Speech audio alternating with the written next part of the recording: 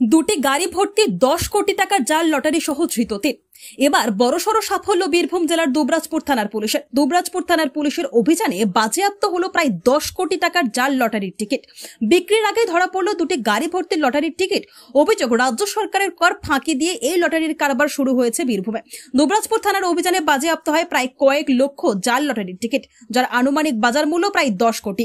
এই ঘটনায় 3 জনকে গ্রেপ্তার করেছে দুবরাজপুর থানার পুলিশ। পুলিশ সূত্রে জানা যায়, গতকাল রাত্রে গোপন সূত্রে খবর পেয়ে দুবরাজপুর থানার সামনে রানীগঞ্জ মোড়গ্রাম 14 নম্বর জাতীয় সড়কে দুটি গাড়িকে আটকায় দুবরাজপুরের সিআই সুভাষিস হালদার ও দুবরাজপুর থানার ওসি মনোজিৎ সিং সহ বিশাল পুলিশ বাহিনী। গাড়ি দুটি ডিকি খুলতে চক্ষু চরক গাছ পুলিশের। দুটি গাড়ি থেকে উদ্ধার হয় 11 বস্তা জাল লটারির টিকিট। পাশাপাশি তাদের বেশ কয়েকটি মোবাইল ফোন বাজেয়াপ্ত করেছে পুলিশ। সঙ্গে সঙ্গে গ্রেপ্তার করা হয় 3 জনকে। আটক করা হয় গাড়ি দুটি। ধৃতদের নাম কৈলাস দাস, জহন বড়ুয়া, দীপপাল। প্রত্যেকের বাড়ি শিউড়ি।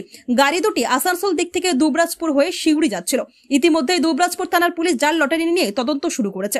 প্রায় 10 কোটি টাকার জাল লটারি রয়েছে বলে অনুমান পুলিশের। আজ ধৃত 3 জনকে দুবরাজপুর আদালতে তোলা হবে।